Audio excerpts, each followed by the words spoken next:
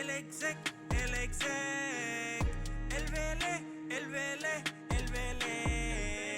el fenómeno que todos quieren ser, el chamaquito que no pueden entender. How we doing, guys? Welcome to episode 162 of the Exec Talk Podcast. I am your host, Del Velez. Feliz Noche Buena. Merry Christmas Eve. What's up? Yes, sir. As you can see, tis the season of the Kansas City Chiefs. Back at it again, heading for that number one seed, that bye.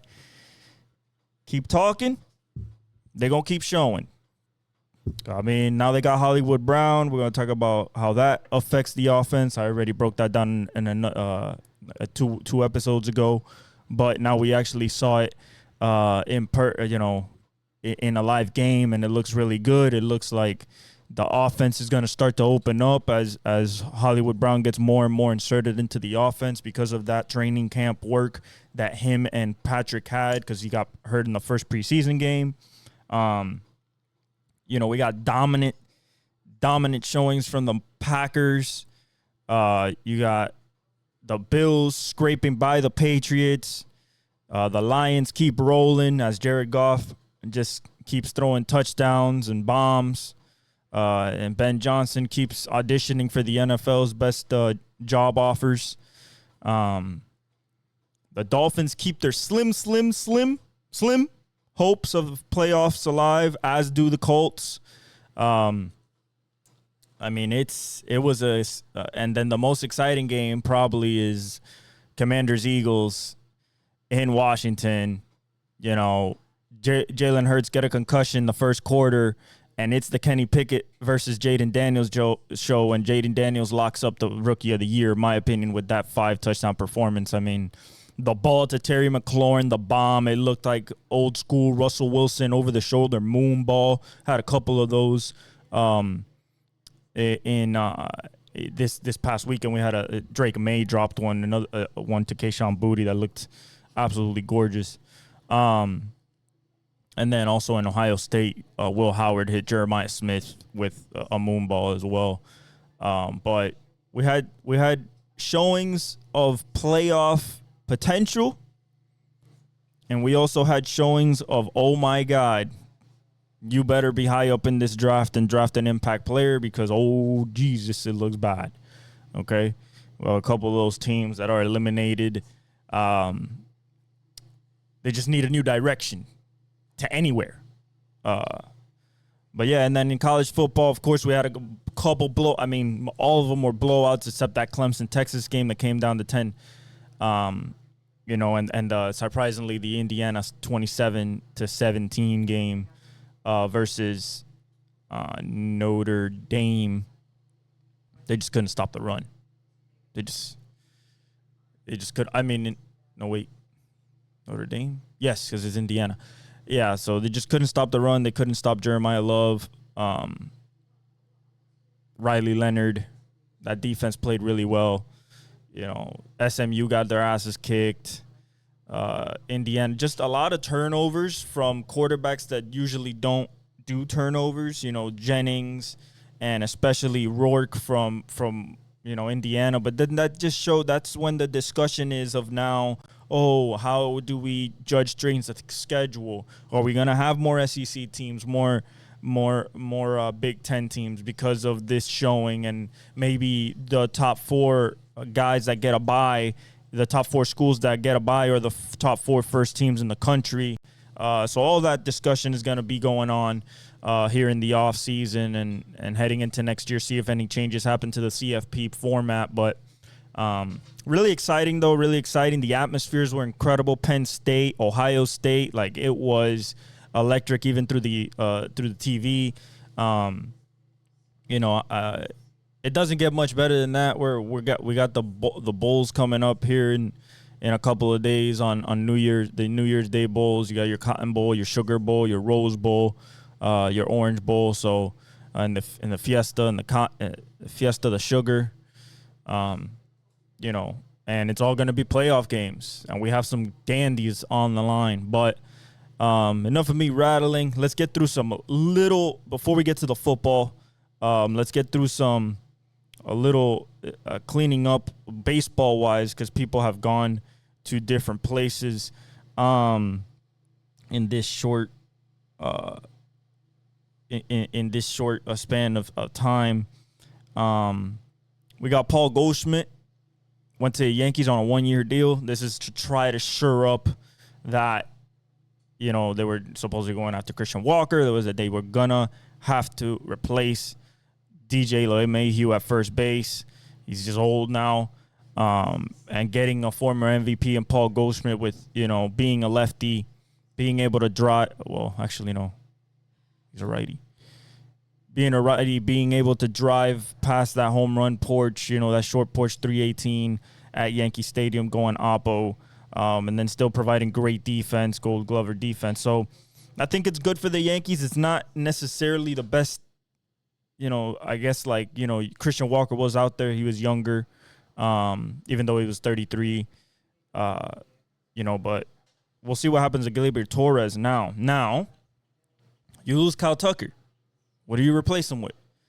Astros replacing Kyle Tucker with another home run bomber, another Gold Glove, Christian Walker from the Arizona Diamondbacks. That's gonna hurt the Diamondbacks because that was their that was the biggest bat, but then it became their second biggest bat behind Ketel. And then let's see what Corbin Carroll now has to. Him and Ketel Marte and Gabriel Moreno have to take the reins of that team offensively.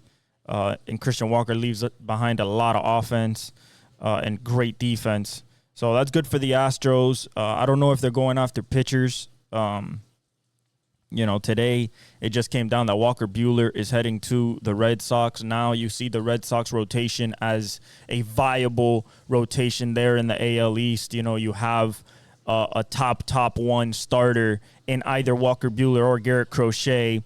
And then you come with Cutter Crawford and Brian Bayo, who could also be a top one starter if he figures it out. And then, of course, you still got Tanner Houck. So, you know, very good rotation there as you kind of have that three-headed monster as like the Dodgers. I mean, the Dodgers have like a five-headed monster, but like a really good like 1, 2, 3, 4 that you can lean on all season, that you can get in and get strikeouts. It's not an easy lineup to go through in a series. You know, you go Garrett Crochet, Walker Buehler, and Tanner Houck right there before you even reach Brian Bayo or Carter Crawford, and that is nasty 3 games right there. Like, you are not. Like, you're facing 99 paint, then you're facing Walker Buehler's like magician special. And then you get Tanner Houck, the sidearm, just, you know, Chris Sales type of pitching. It's just nasty. It's just nasty work. So I applaud the Red Sox, even though I'm a Yankees fan. I applaud the Red Sox for what they're doing, trying to go against that Yankee Garrett Cole. Jesus Christ, don't tell me I forgot. Max Fried, Rodon, Hill, you know, Schmidt type of lineup. You know, they're coming with Crochet, Buehler, Tanner Houck, Bayo, and Crawford. You know, so I think that's a good play. It's going to be good during the season. More baseball news that came in just a little bit ago. Nothing huge. Nothing huge. It said Roki Sasaki won't meet with every team that has sent him a pitch, but the list of the clubs he's spoken to it with is growing. Okay, so that means we're talking about Roki Sasaki, the pitching sensation, 23-year-old from Japan that is probably going to command a lot of money to come over here and play in MLB next year. And we'll see. The Giants seem to be the leaders right now, but he's talking to teams as we speak. Eloy Jimenez goes from the Baltimore Orioles to the Tampa Bay Rays. So that's kind of to add a little bit more power at the DH spot now that Paredes is gone. So I think it's a good deal. I mean, he can maybe resurrect his career a little bit over there in Tampa Bay. Then you have Walker Buehler to as we said, to the Red Sox. We have Carlos Santana signed back with the Guardians after he left when they went to a World Series. I believe he was on that team. He's back with his original club with that young team as Naylor goes to I forgot where Josh Naylor just went. Has he been traded yet? Tucker with the Cubs. Jeffrey Springs to the A's. We've talked about that. Jake Berger traded to the Rangers. So there goes Jake Berger. Tyro Estrada goes to the Rockies. We talked about Yimi Garcia. We talked about Willie Adames, Andres Jimenez. Yeah.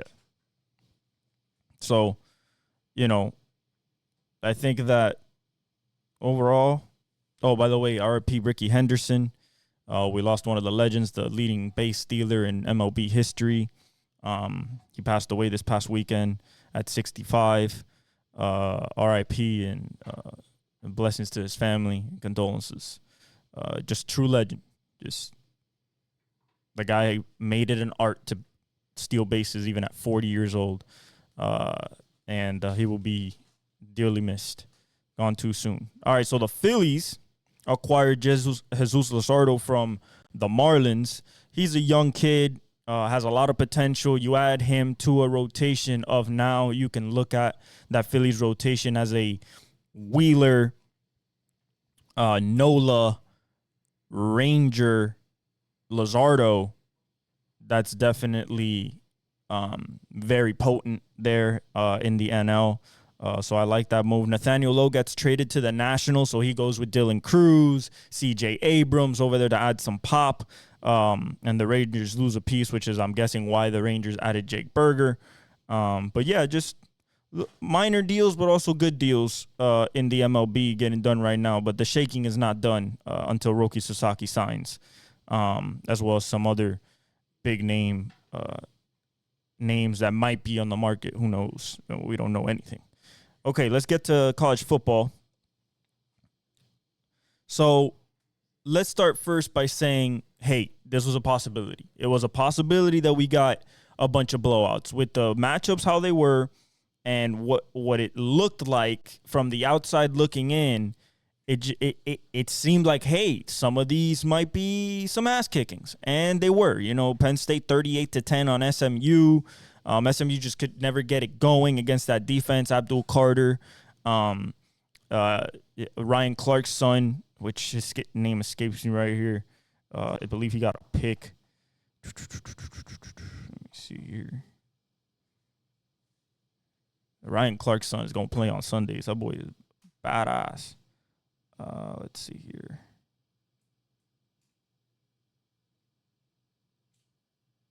Defense. Tony Rojas, Dominic DeLuca.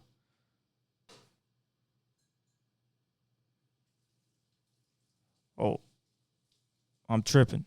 He's on Notre Dame. I'm tripping. Yeah, he's on Notre Dame, so we'll talk about him when we get to that game. But Katron Allen, Nick Singleton, Drew Adler, just absolute ass kicking. I mean, Kevin Jennings only went 20 for 36 for 195, one touchdown. They couldn't run the ball. They ran 36 times for 58 yards. That's 1.6 yards a carry. I mean, that's abysmal. They couldn't pass the ball. They went 20 receptions for 195 as a team and a touchdown. Yeah. Their defense couldn't create. They got 3 sacks, but couldn't create enough push. They got 1 interception, but they just couldn't. They just couldn't deal with.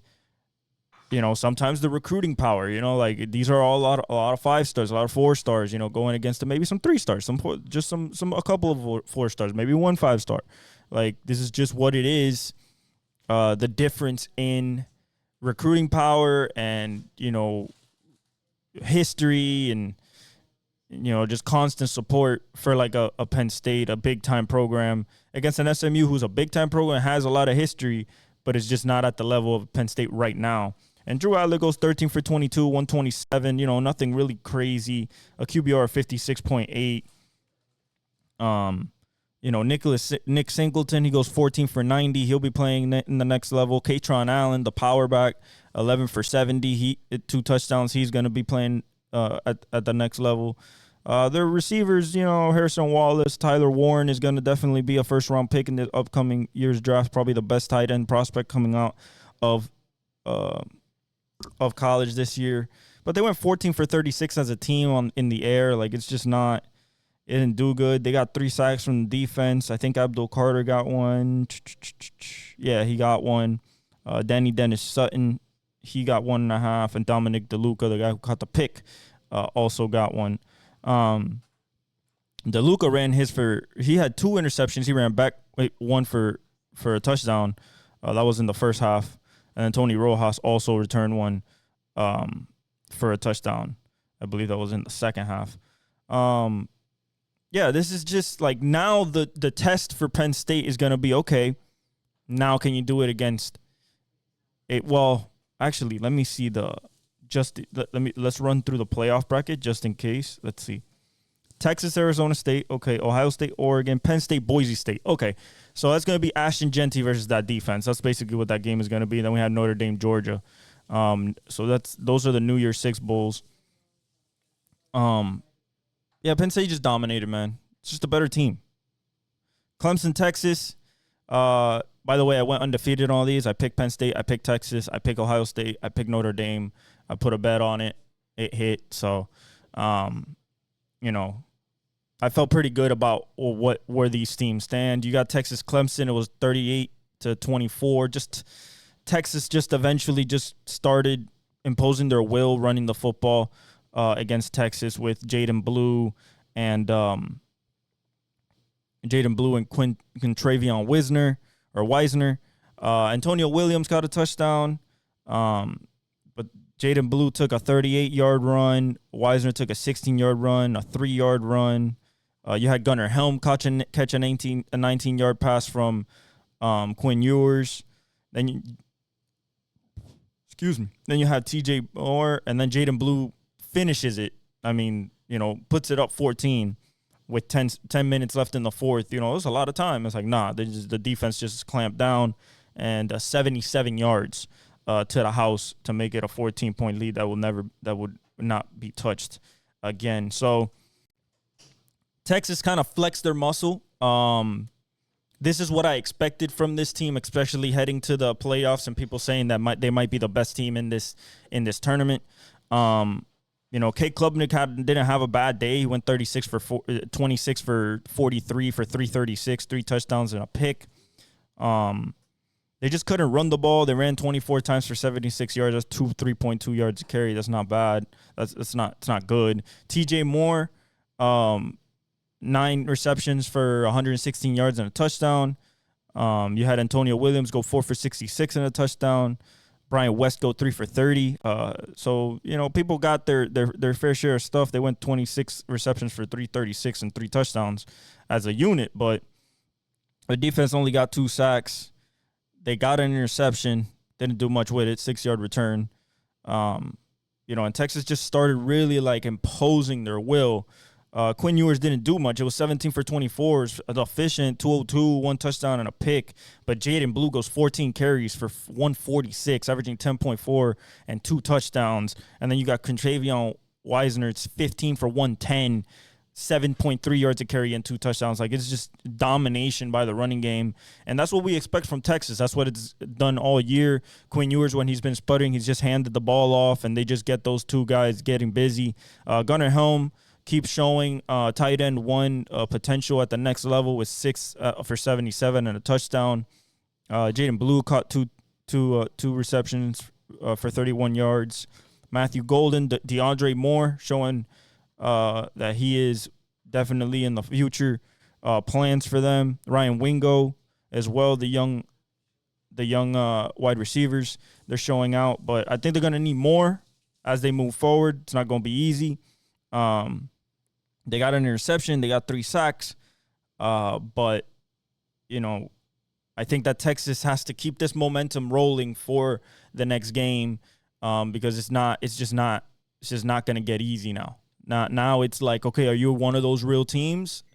Then now you have to show it as they go up against Arizona State and Scatterbo.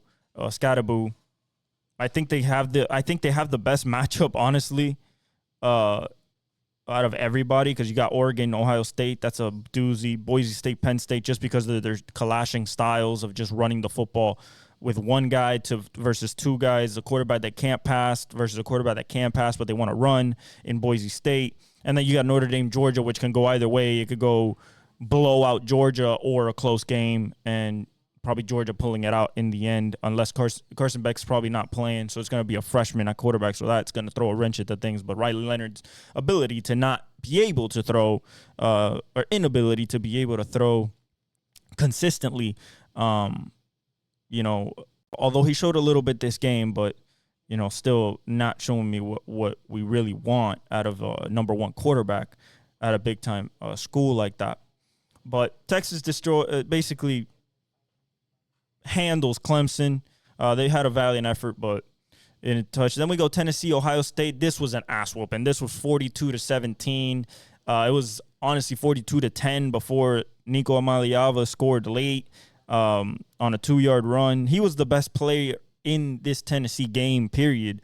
Dylan Sampson got hurt early, didn't come back. Nico went 14 for 31, 104. I mean, he just couldn't pass the ball. This Ohio State defense was on him like crazy. Peyton Lewis ran for 77 yards as a team. They ran for 152 yards on 39 carries, 3.9 yards a carry, and 2 touchdowns, but they couldn't pass the ball. They threw the ball 31 times, made 104 yards out of it, out of 14 receptions. Brew McCoy went 4 for 40. Squirrel White went 1 for 17. I mean, it was just Dante Thornton Jr. 1 for 14. Just nothing on the ground, nothing through the air. Nico scored both touchdowns running in the game. He was basically their whole offense. Their defense didn't get no sacks. They got a pick, but it was returned for 0 yards and didn't do anything. And then Ohio State just put the thunder down after the disappointment against Michigan and just turned into just a scary, scary team, really showing off what Jeremiah Smith will be possibly at the next level after next year when I believe he's going to the league after his sophomore year. Actually, he has to wait to his junior year, right? Unless he's a redshirt freshman, which he's not. He's a true. Okay, so in 2 years when he goes to the league. But Will Howard, 24 for 29, really efficient, 311, 2 touchdowns, a pick, 98.8 QBR. Travion Henderson, 10 for 80, 2 touchdowns. You had Quinshon Judkins with 10 for 34, 2 touchdowns. Just mauled him, 33 carries for 156 yards and 4 touchdowns, 4.7 yards a carry, just really good on the ground. Jeremiah Smith goes 6 receptions, 103 yards and 2 touchdowns, and 1 absolute gorgeous ball to him by Will Howard for I believe the first or second touchdown of the game, if I'm not mistaken. Let me see here. Yeah, it was the 37-yarder to open up the game, basically, to get the scoring going. I mean, it was beautiful. Yeah, Ohio State just flexed the muscle. Now, if this is going to be the Ohio State we're going to get and the defense we're going to get too, because the defense went nuts as well, getting 6 sacks. I mean, hold up. 4 sacks, my bad. That was tackles for loss. He got 6. But Caleb Downs played great. Jack Sawyer, 1.5 sacks. Just a guy that's going to be one of those linebackers at the next level. You had Ty Hamilton with 0.5 sack. And JT Tomolu also, JTT, with 2 sacks. He's going to be a monster at the next level as well. This defense is really good. Now they just have to show it against probably the best team in the country in Oregon, to be honest, the most well-oiled machine that is in college football right now. So we'll see if Will Howard, Travion Henderson, and Quinshon Judkins, Jeremiah Smith, and Emeka Egbuka went 5 for 81. Will be as good as this. Facing again for the rematch, this time in a neutral site against Oregon for the chance to go to the final in the SCFP. After that, we finally have Notre Dame, Indiana, the first game that kicked this off on Friday, 27-17, closest game. Notre Dame really flexed their muscle running the football, though. Early, it was 17-3 at halftime. I mean, Indiana tried to make a little comeback at the end when they finally got the rhythm, throwing to Surratt and running the ball a little bit, but Rourke just was out of sorts completely, just throwing picks, nothing like stuff that he wasn't doing throughout the whole season. And then, so, the questions come up, was Kirk Cignetti just blowing up smoke, or talking shit, but not really backing it up? I think Notre Dame was just a better defense overall. I mean, it's just they knew what they had to do, knowing that Riley Leonard couldn't pass a lot. Jeremiah Love opens up the scoring with a 98-yarder. I mean, right off the bat with 10:57 to go on Notre Dame's opening drive. Then you got Jaden Thomas, 5-yard pass from Riley Leonard. And then you have Micah Jeter, Mitch Jeter, healthy now. Kicks a 49-yarder. He kicks a 33-yarder. Then Riley Leonard runs it for 1 yard, and then you have Indiana trying their best to come back, but it didn't, it wasn't enough. They couldn't run the ball effectively. Ellison went 11 carries for 37 yards, which is nothing. Surratt went 4 for 67. Rourke went 20 for 33, 215, 2 touchdowns, but that interception. Riley Leonard went 23 for 32, pretty efficient, 201, a touchdown. I wasn't in a pick. I'm not expecting a lot from him through the air. His is more through the ground. Jeremiah Love, 8 carries, 108 yards, 1 touchdown. He got a 98-yarder, and then he only got 10 more yards. I mean, they kept him, but then right there, the defense kind of took over. Jordan Faison, the national champion, lacrosse player, actually from Fort Lauderdale, which is cool, down here in 954 and 305. He's a baller. He reminds me of like a Golden Tate, really good hands, could get shifty. I like him. Fighter, likes to catch the ball on third down, likes to be the main guy making those plays when they need him. 7 receptions for 89 yards, pretty good. Notre Dame just dominated him, did what they had to do, and Curtis Rourke, 20 for 33, 215, 2 touchdowns and a pick. Ellison went 11 for 37 on the ground. Tyson Lawton, 10 for 34. They just couldn't get anything on the ground. Elijah Surratt went 4 for 67. Miles Price went 5 for 56 and a touchdown. Omar Cooper caught a touchdown, 1 for 23. It was a 23-yard reception. Their defense just couldn't do anything. They just got 1 sack. And then the Notre Dame, for allowing him to throw for 32 times, 23 for 201, 6.3 a carry. Like, you can't expect more from Riley Leonard. Jeremiah Love, 108. Riley Leonard with 11 for 30, so 2.7 yards a carry, but he had a touchdown. So he used his legs when he needed to. Faison with 89, and then Bo Collins had 18. I mean, it was just Faison, to be honest. Their defense got 3 sacks. You got a sack from Riley Mills. You got a sack from Bryce Young, which it looks like another one of those edge rushers that's going to be special at the next level, just a freshman. And you got Logan Thomas, Jordan Clark, Ryan Clark's son. He played great. He had a tackle for loss. Just played really good. I like seeing him as a DB. So that was college football. Like I said, we have Texas, Arizona State, Ohio State, Oregon in the Rose Bowl at 5 o'clock. Texas, Arizona State, 1 o'clock. This is all New Year's Day. And then New Year's Eve, you have Penn State, Boise State at 7:30, and Notre Dame, Georgia on New Year's Day at 8:45 p.m. to determine the semifinals of this tournament that we now have. And a lot of questions have come up from it. I think the best game is honestly going to be Ohio State, Oregon. I just think that they're not evenly matched, but like really close to each other, same conference. So biggest blowout could possibly be Texas, Arizona State. Boise State might be the surprise and beat Penn State.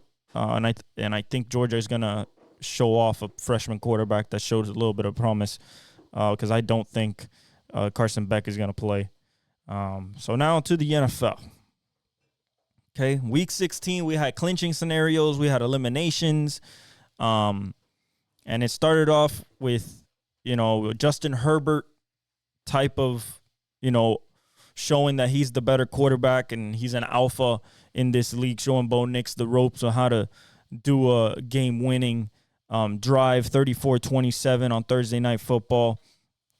Justin Herbert keeps the Chargers' hopes of a playoff berth alive with an incredible drive with 2 minutes and 27 seconds left, putting it away after being up 3. Darius Davis catches a 19-yard pass to make it 27-24 to take the lead with 23 left in the fourth quarter. Hassan Haskins runs it from 430, catches a 34-yard pass from Herbert, runs it in 34-24, and Will Lutz hits a 55-yarder to make it 34-27. But it was a hard-fought game. The Broncos had the early lead. It was 21-10, and then all from there, it was just 6 points by the Broncos, and then just a barrage by the Chargers after it was 21-13 at half, and then the Chargers took over completely and put it away. Justin Herbert, wonderful, wonderful day. Just showing that potential with Harbaugh when they're heading into the playoffs. I don't think this is a team you want to face just because not of the offense, but the quarterback itself, the coach, and that defense. Bo Nix went 29 for 40, 263, 2 touchdowns, no picks, 106.6 passer rating. Audric Estime was their leading rusher, 9 for 48. Bo ran for 3 for 21. Audric got a touchdown. The passing game really didn't work for Broncos. Marvin Mims went 3 for 62. Cortland Sumner went 5 for 50. Javonte Williams went 7 for 29. The touchdown scorer was Devon Vele on a 15-yard pass from Michael Burton. Also ran one in after catching it from Bo Nix. But, this was just a flexing of the muscle by Justin Herbert. This was like, bad first half, and then, all right, it's time to turn into a monster. And that's what he did. I mean, he threw some passes in this game that, he does, the lasers, the Justin Herbert lasers. Their defense did pretty well. The Broncos only got 2 sacks and one pick. They did nothing with it. The Chargers, Justin Herbert went 23 for 31, 284, 2 touchdowns, a pick, 110.1 passer rating. Gus Edwards was 14 for 68 and 2 touchdowns, so not a lot. 28 for 117, 4.2 yards a carry as a team, but enough. 8 carries for Justin Herbert for 28 yards, just key third downs here and there. Lab McConkey went 6 for 87 on 6 targets. Joshua Palmer, 3 for 41. Like I said, the passing wasn't that good either, 23 for 284 from the receiving core. But you got touchdowns from Hassan Haskins and Darius Davis. Quentin Johnson went 3 for 18 on 6 targets. Their defense got 2 sacks, 1 from Joey Bosa and Bud Dupree, the former Pittsburgh Steeler, no interceptions. But, they had the better quarterback. They had the more experienced quarterback. And, it was just a clash of, masterful coaches, good defenses on both sides. And, the better quarterback just outlasted the rookie. The sacks came from Drew Sanders and Dondrea Tillman for the Broncos. So no Cooper sack. No Jonathan Cooper sack and no Nick Benito sack. But they won. They keep their playoff hopes alive, basically almost getting in the standings as they – actually, I have the scenarios. So let's go through the scenarios, and then we'll keep going with the games. So I bookmarked all the scenarios. The scenarios are this. For the AFC, clinched is the Bills, Houston, Kansas City, Baltimore, and Pittsburgh are all in the playoffs. Division champions are the Bills, Texans, and Chiefs. And then the playoff berths are Ravens and Steelers. They're in already. Kansas City clinches the number 1 seed with a win, with winning next week. Okay, they clinch number 1 seed and the bye, or with a Buffalo loss. Okay, Denver clinches a playoff berth with a win and in scenario next week for them. Then you have, and then the Kansas City's at the Steelers on Wednesday on Christmas Day. Cincinnati's Saturday at 4:30 against the Broncos. So Broncos are at Cincinnati. And the Chargers are at the Patriots. If they win, they're in the playoffs as well. For the NFC clinched, you have Detroit. All these are playoff berths. Nobody's clinched a division yet. You have Detroit, Green Bay, Minnesota, and the Philadelphia Eagles all in the playoffs. No division winners yet. Detroit can win the NFC North and get the number 1 seed just with a win and a Minnesota loss this upcoming weekend. Detroit is at the San Francisco 49ers. That should be an easy win. Philadelphia against the Cowboys at home on Sunday. Philly needs win and in. If they win, they're in, and they win the NFC East division. If Washington loses, they also win the NFC East division. Atlanta at the Commanders on Sunday on NBC. You have Atlanta clinches NFC South division with a win and a Tampa Bay loss. As Tampa Bay lost this past Sunday night. This past Sunday, and now, unfortunately, they gave up basically almost any chance to reach the playoffs, but we'll get into that a little bit later. You have the Rams can get a playoff berth and clinch the NFC West with a win and a Seattle loss, a win and a strength of victory tiebreaker over Seattle, which is something weird that I guess is in the weeds, or a tie, they tie, and Seattle loses.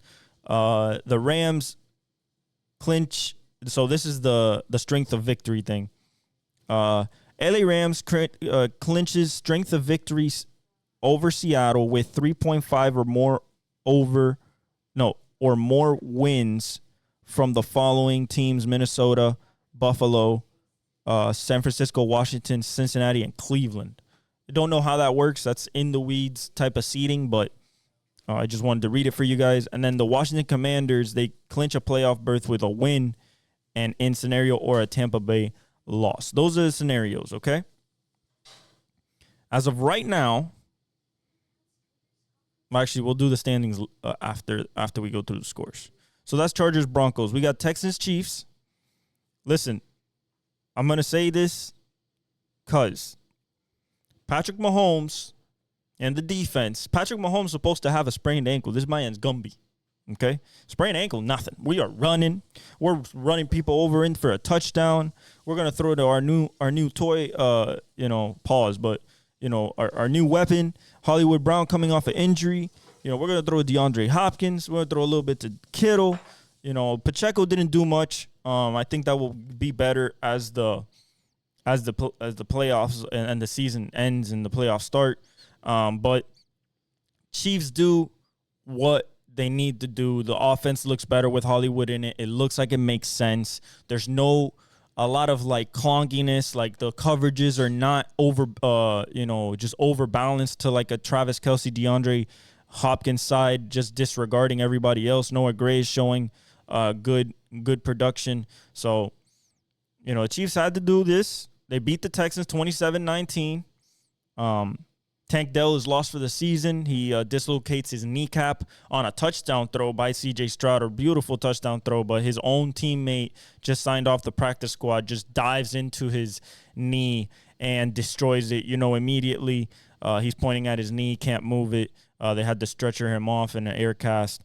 And it's unfortunate because the Texans they won their division, and now they're going to have a home playoff game, and it's just going to be just like last year, just a Nico Collins show, because no Stephon Diggs and now no Tank Dell. Schultz is going to have to step up. Xavier Hutchinson is going to have to step up. Mechie's going to have to step up, and we're going to need even more production from Joe Mixon and that defense as well. But, the Chiefs, Patrick Mahomes shows off that he's fine. The first touchdown of the game, he runs it in from 15 yards and tries to barrel over the corner. Kaimi Fairbairn hits a field goal. Dalton Schultz causes a 10-yard pass from CJ. Then Kareem Hunt runs it in for 3 yards. Harrison Buckner hits a 44-yard field goal. Tank Dell catches that pass that destroys his leg. A 30-yard pass from CJ. They missed the extra point, so it's 16-17 at this point. Xavier Worthy catches an 8-yard pass from Patrick Mahomes, and Kaimi hits a 11:51 field goal in the beginning of the fourth quarter, and a field goal by the Chiefs at 5:18, and then their defense basically stomps it out in the end against the Texans. C.J. Stroud goes 23 for 39, 244, 2 touchdowns, 2 picks, 2 sacks for 17 yards, a rating of 73. Just didn't look good. He was really emotional after Tank Dell got hurt. Joe Mixon goes 14 for 57, really nothing on the ground for anybody. Tank Dell goes 6 for 98, but is lost. Catches the touchdown on 7 targets. Nico goes 7 for 60 and 10. McDuffie was all over him. They didn't allow him to really explode. Yeah, Schultz with 5 for 45 and a touchdown. Robert Woods 3 for 19. Robert Woods fumbled, but he didn't lose it. Their defense got 1 sack, and it was by Christian Harris coming back, the Alabama product. He's back. They like that he's back. But, you have no interceptions. And just, you're at Arrowhead. It's a little bit cold. Like, Patrick Mahomes, you think that he's hurt, but he's not. Same thing that he did on the championship run 2 years ago. So, you got 28 for 41, 260, a touchdown, no picks from Patrick, 93.5 passer rating. Kareem went 11 for 55. Nothing on the ground, really. 28 for 124, 4 yards a carry as a team. You had 5 carries for 33 yards and a touchdown by Patrick. Pacheco went 9 for 26. Kareem went 11 for 55 and a touchdown. Xavier Worthy went 3 for 10. Just not a lot. You had Xavier Worthy 7 for 65 through the air on 11 targets. I like that they're getting him more involved. I think that they should get him more involved and more comfortable in the offense now that Hollywood Brown is there, taking off that pressure, overloaded coverage look to those, to DeAndre, Kelsey, and Worthy now with Hollywood Brown on the other side. You could definitely split that coverage as Andy Reid likes to do it and take your shots down the field. Now should open that area of the offense. Samaje Perine went 3 for 50. Hollywood Brown caught 5 balls for 45 yards in his Chiefs debut on 8 targets. DeAndre Hopkins was 4 for 37 on 4 targets. Kelsey went 5 for 30 on 7 targets. Just really spread the wealth. He went 28 for 260, 9.3 yards, a reception. Nothing really big. Their defense got 2 sacks, one from Mike Pennell Jr. and the other one from Joshua Williams on a blitz. They got two picks, one by Trent McDuffie, he saw it on the Jumbotron as he was in phase, turned around, picked it off in the end zone. And then Jaden Hicks also caught a pick as well. But yeah, the Chiefs just take care of everything, 14-1.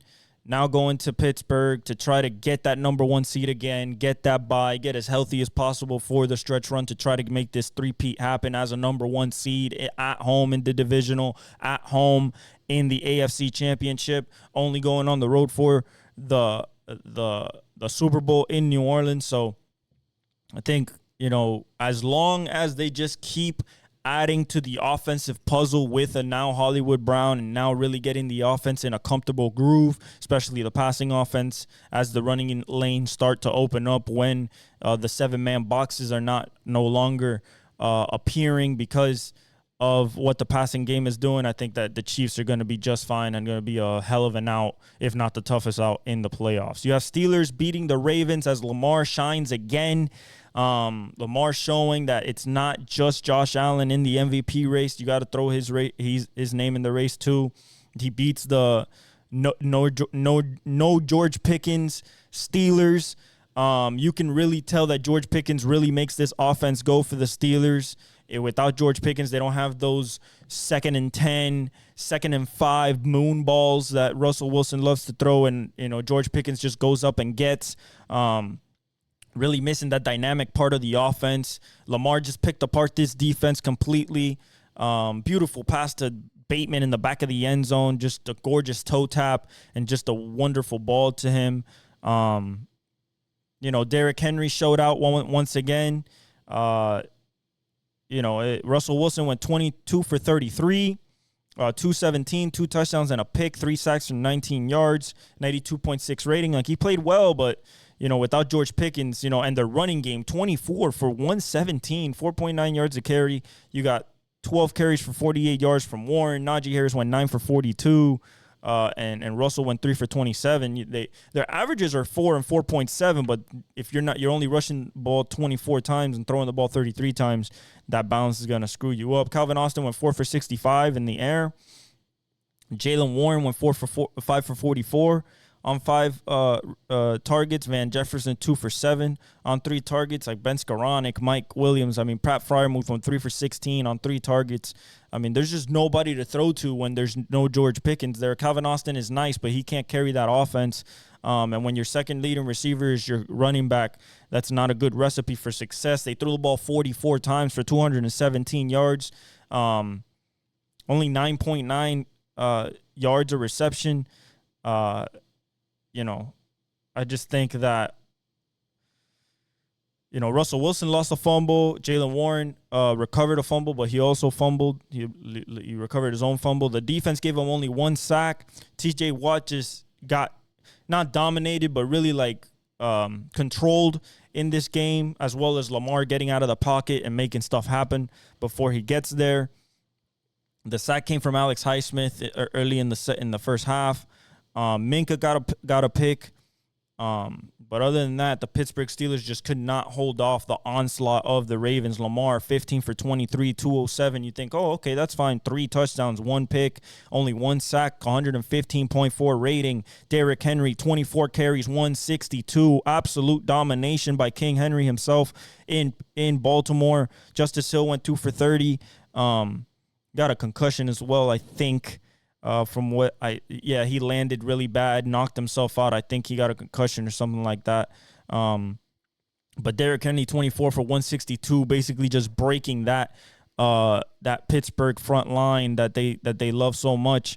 9 for 22 by Lamar Jackson on key third downs, doing his thing on the ground a little bit. Zay Flowers goes 5 receptions for 100 yards on 8 targets, really just being shifty, breaking tackles, getting extra yards. Mark Andrews becomes the #1 leading touchdown getter in Ravens history, catching a touchdown, breaking the tie with Jamal Lewis. He went 4 for 37 on 6 targets. Isaiah Likely 3 for 29 and a touchdown.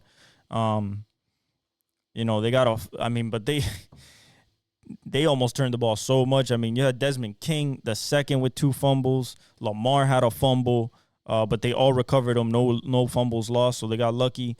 Their defense got 3 sacks, 1.5 sacks by Kyle Van Noy, having his best season of his career. You had Nnamdi Madubuike getting half a sack, and then Michael Pierce got a sack through the middle. Marlon Humphrey got a pick and returned it for a touchdown to basically seal it. Just the Ravens just showing you that, hey, we're going to finally beat the Steelers in a way where it looks like Lamar's passing the ball, and they ran the ball extremely, extremely well with 24 for 162, 6.8 yards a carry by King Henry. Just really love what I'm seeing from the Ravens here. The Pittsburgh Steelers need George Pickens back. It is, and they need a healthy TJ Watt. Without that, it's going to be one and done. And they might even lose the division to the Ravens. But just absolute showing MVP from Lamar Jackson. We have Rams-Jets, a snooze fest until the end. We're talking about it was 6-3 at halftime. No offense could be done. The defense is playing well. The young defense for the Rams holding off the Jets offense, and the Jets defense just breaking eventually against that Rams offense. Devontae Adams started it off with a touchdown, but they missed the extra point. Kyren Williams runs it for 2 yards. They missed the extra point. 6-6. Anders Carlson with zeros on the clock kicks a 21-yard field goal to take the lead for the Jets 9-6. And then it was 9-9, 12:44 left in the fourth quarter. So nothing happened in the third. Like nothing happened in the third. It went by super quick. This game was up and down, as in like it was quick. This game was first quarter, second quarter, halftime, boom, third quarter, nothing. And it was quick. It was done quick, but it was bad. The Jets never punted, which is incredible. Never punted and lost 19-9. Tyler Higbee catches a touchdown. Him coming back, he jumps from like the 5, gets in. Him coming back from his knee surgery last year, looking good for the playoff run, 16-9, and then Cardi hits with 5:17 left, 19-9, and that's game over right there. I mean, the Jets need to either stick with Aaron Rodgers and for one more year, although Olu Fashanu's done, he got plantar fasciitis. He's done for the year. The young rookie that had been surging, they found their next left tackle there in New York, so that's good. It seems like Devontae Adams and Aaron Rodgers are back to that Packers cohesion as a pair. But you know, it's just too little, too late. 4-11. I think it's time to, you know, either blow it up or go one more season to take them off the payroll. That being Aaron, and then doing something, because this defense is too good, and you know this offense has too many star players and too many good elite pieces to be doing this type of stuff right here. Matthew Stafford went 14 for 19. I mean, it was nothing. I mean, they was just 31 runs to 19 passes. It was just beating up on that Jets front with Kyren Williams and Havenstein and all those offensive linemen.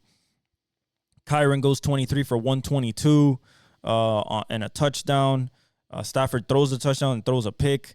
Has a 83.2 rating. Blake Corum went 5 for 14. Puka Nacua was 8 for 56 and 9 targets. Cooper Kupp goes 3 for 24 on 3 targets. The only touchdowns by Tyler Higbee. Jordan Witherspoon recovered a fumble that was on a punt, and then Jared Verse recovers a fumble as well for a turnover. Their defense gave them 1 sack, Cameron Curl, but they also created a fumble. They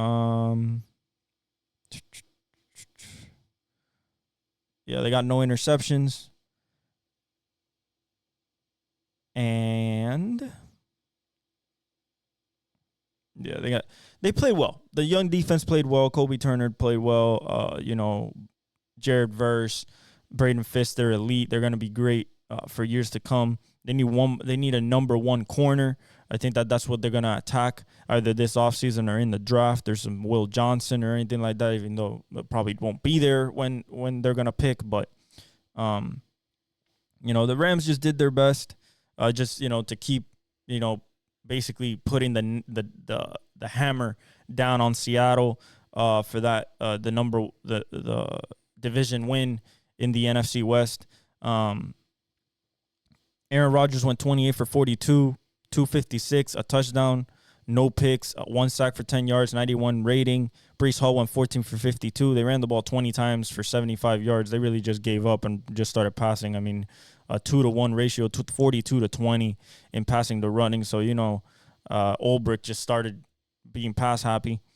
Devontae went 7 for 68 and a touchdown on 13 targets. Tyler Conklin 5 for 59 on 7 targets. Garrett Wilson 6 for 54 on 7 targets. Breece Hall 5 for 38 on 6 targets. So he tried to spread it around and everything, just not much going. Aaron Rodgers lost the fumble. So did Xavier Gibson. That was the punt. Their defense gave them no sacks. You had 1 interception by Tony Adams, but he didn't do anything with it. And that was it. Like, it was in and out, quick. Pause. All right, Eagles Commanders. This game would not have resulted in this if Jalen Hurts was healthy. Why? Because it was 21-7 when he got hurt. It was 21-7 when he got hurt. He got hurt in the first quarter. No, it was 14-0, 7-0. It was 7-0. They were driving, and then Kenny Pickett threw a touchdown pass at 7:08 after he got hurt. So it was 14-0. But once Jalen Hurts got that concussion, where he looked at the ref and he looked like he was cloudy and he was doing like this, trying to fool the ref, and the ref was like, nah, not having it. Sent him to the sideline, and evidently he did have, he did have a concussion. The Eagles scored 21 in the first quarter, 21-7. You had a Saquon Barkley 2-yard run, A.J. Brown 4-yard pass from Kenny Pickett on a slant against Marcus Lattimore. You had a Jamison Crowder catch from Jaden Daniels to make it 14-7, and Saquon takes off for 68 to make it 21-7, end of the first quarter. You're like, oh, Eagles should win this easy, right? I knew once Jalen Hurts got hurt that Jaden Daniels was the better quarterback in this matchup, and he was definitely going to start flexing his muscle, and evidently that's what happened. Second quarter, immediately, Terry McLaurin, 32-yard bomb, talking about that moon ball just over the shoulder. I'm talking about literally he is running to this pylon, this front pylon on the left side, and on a third down, he just lets it go, and Jaden lets it go, and he just puts it right over the shoulder, and then, gets the 2 feet down into the end zone. Terry McLaurin, incredible catch to keep his balance and the adjustment to catch it. And then after that, it was just basically the Washington defense keeping that Eagles offense at bay, really focusing on Saquon. And, let Jaden finally get his opportunities to come back, and he put it in with 7 seconds left to Jamison Crowder on a little, you could call it a glance. You could call it it's a quick post. I'm talking about 2 steps, boom, quick post, kind of a rub route a little bit. But, and he just throws a dart in the back of the end zone, 2 feet down, and then, 36-33 is your score. Kenny Pickett goes 14 for 24, 143, a touchdown and a pick, 57.3 rating. So not anything there. Hurts went 1 for 4 when he was playing for 11 yards. Not a lot of anything happening there. Saquon goes 29 for 150 for and a long of 68 and 2 touchdowns. So he is on pace still. He needs 139 yards a game over these last 2 games to try to catch Eric Dickerson's record to break 2,000 yards. Right now he is at 1838. He needs 2,110 or 2010 to pass the record, 2019, something like that. So he needs just 139 yards rushing over these next 2 games, 119 to be able to break that record. And maybe lock up the MVP with that record. That's possible as well. It's kind of like a Tyreek Hill going for 2,000 type of deal in that respect. Then you have Jalen Hurts. He ran 3 times for 41 yards. He was really doing well on the ground. George Pickens is off the injury report, so he will be facing the Chiefs on Christmas Day. That just came down. And then Jalen Hurts got hurt. Kenny Pickett ran for 13 yards on 3 carries. A.J. Brown went 8 for 97. So Kenny Pickett still gave him the ball and the touchdown along of 45. Devontae Smith went 6 for 51 on 8 targets. A.J. Brown got 15 targets. Kenny Pickett just wanted to force feed it to him. Not much else. 15 receptions for 154 yards from the receiving core. Avonte Maddox lost a fumble. Kenny Pickett fumbled, but they recovered. Lane Johnson recovered it. Nolan Smith Jr. recovered 2 fumbles, and Cooper DeJean recovered a fumble. Washington turned the ball over 5 times. 5 times and won the game because Jaden Daniels threw 5 touchdowns. They got 1 sack, and it came from Nolan Smith Jr. coming off the edge. Reed Blankenship caught a pick, and C.J. Gardner-Johnson caught a pick. And And that's about it from the Eagles. Jaden Daniels go 24 for 39, 258, 5 touchdowns, 2 picks, a 95.7 QBR, or 99.1 rating. Jaden Daniels also is the leading rusher for the Washington Commanders. 9 carries for 89 yards, along with 29. 4th and 11, made 2 people miss. Flag football style. Just smooth runner, fast, but looks silky smooth running. Brian Robinson went 10 for 24. Couldn't get the running game going. That's why they threw 39 times and only ran 24. Olamide Zaccheaus went 5 for 70 and 2 touchdowns on 8 targets. Terry McLaurin went 5 for 61 and that long 32-yarder. De'Ami Brown went 4 for 56 on 5 targets. Brian Robinson Jr. 2 for 17 on 3 targets. Jamison Crowder goes 2 for 15 and 2 touchdowns on 4 targets. Brian Robinson Jr. lost 2 fumbles, uncharacteristic for him. De'Ami Brown lost a fumble, so those were 3 of the turnovers, plus the 2 picks by Jaden. Their defense gave them 4 sacks, played really well. Jalen Holmes, Dante Fowler Jr. got 1. Kaleem Farrell got 1, and Jerzon Newton, the rookie out of Illinois, got a sack. Frankie Louvu got a pick. Washington just outlast the Eagles after they have a 14-point lead in the first quarter. Jalen Hurts goes out, and Jaden Daniels just hunts them down slowly but surely, even through fighting through 5 turnovers by his offense, including 2 of his own. So I think he stamps the rookie of the year. He's the more flashy, more, over the top, really elite talent. People said this coming out when he won the Heisman, that he would probably be the best one out of everybody that's come out of this class. And if you think about this class has brought out some really, really good future quarterbacks. When you think about Drake May, when you think about Bo Nix, even Michael Penix, who we're going to talk about, who played really well in his in his debut start with the Falcons. And of course you got J.J. McCarthy, who showed some promise in the preseason. And leading it all is, Caleb Williams is going to be good, I think, if he gets the right quarterback, the right coach in there. And then you have Jaden Daniels leading the pack with just Lamar Jackson-like running antics and, way better than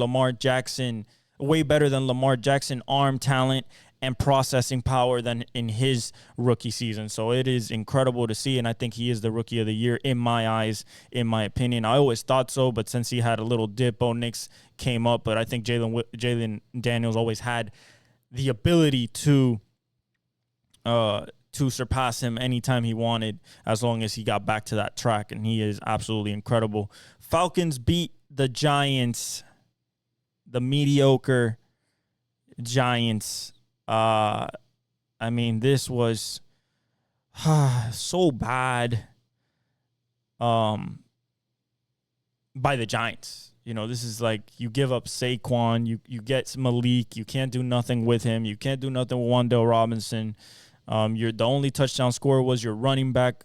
It was a converted wide receiver, rookie running back at that. I don't understand. Michael Penix played well in his first start, and the defense gets 2 pick sixes. You got one by Jesse Bates and one by Matthew Judon. That's it. That was the game. Michael Penix played well. Bijan Robinson had a good game with 2 touchdowns, and that was it. That was the game. Drew Lock couldn't do nothing at all. It was 17-7 at halftime, and then it was just 17-0 the rest of the way by the Falcons. Drew Lock goes 22 for 39, 210, a touchdown, 2 picks, three sacks for 21 yards, 58.7 rating. Tyrone Tracy goes 7 for 26 on the ground. They run 13 times for 45 yards, absolutely nothing. Malik gets 7 receptions for 68 yards on 14 targets. They basically kept him at bay. Wan'Dale went 7 for 62 on 12 targets. And Tyrone Tracy goes 4 for 43 in the touchdown on 4 targets. That was basically it. Drew Lock loses a fumble. Their defense gets no sacks. Cordell Flott catches a pick, but does nothing with it, just runs it back 26 yards. And the Giants are officially the number one pick in the NFL draft right now, and probably taking Shedeur Sanders from Malik Neighbors. Michael Penix, 18 for 27, 202, really nice. The whip was there from the arm that we saw at Washington. The accuracy is there. As long as he keeps throwing to this offense in practice, I think he'll be better and better. I think that the Falcons should have done this a couple weeks back when Kirk went through that streak of like 13 straight interceptions with no touchdowns, but they insert him in with this win. They are in the driver's seat for the division. They need a Tampa Bay loss or they win, and they're in, and they win the division and they're going to put Michael Penix in the playoffs. Michael Penix is going to take them to the playoffs because Kirk Cousins is not coming back from this benching. And his future's in doubt. Bijan goes 22 for 94 and 2 touchdowns, just runs really well. Algier goes 11 for 22. They ran for 127 yards on 38 carries, passed only 27, really leaned on that offensive line. Darnell Mooney goes 5 for 82 and 6 targets. He's going to really have an increased output in production. So is Drake London, 5 for 59 on 8 targets. Still got to find Kyle Pitts, only 1 for 7, and dropped a touchdown, essentially, like fumbled the touchdown away. That was when Flott caught the pick in the red zone. Their defense got 3 sacks. If they keep playing like this, Judon, Arnold Ebikere, and Caden Ellis. Jesse Bates got a 55-yard pick 6. Matthew Judon took a 27-yard pick 6. If their defense plays like that, then they can do something as division champs in a home game in the playoffs. But Michael Penix, good job. We expected you to do this because of what you did at Washington. It was nothing but greatness over there. So we expected you with this weapon core to excel, and I think you will moving forward. Panthers beat the Cardinals 36-30 in another disappointing showing by the Cardinals, and a gutsy Bryce Young led Carolina win. Panthers, they run behind Chuba Hubbard in OT. He takes the touchdown, get the game-winning touchdown home after breaking 2 tackles. Bryce Young bounces back from last week, and the Cardinals are now out of the playoff contention as the Rams win versus the Jets.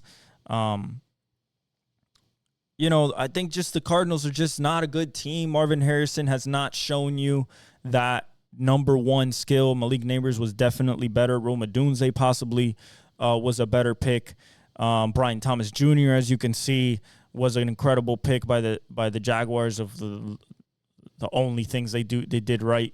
Even Brock Bowers was probably a better pick. But the Cardinals just tried to run.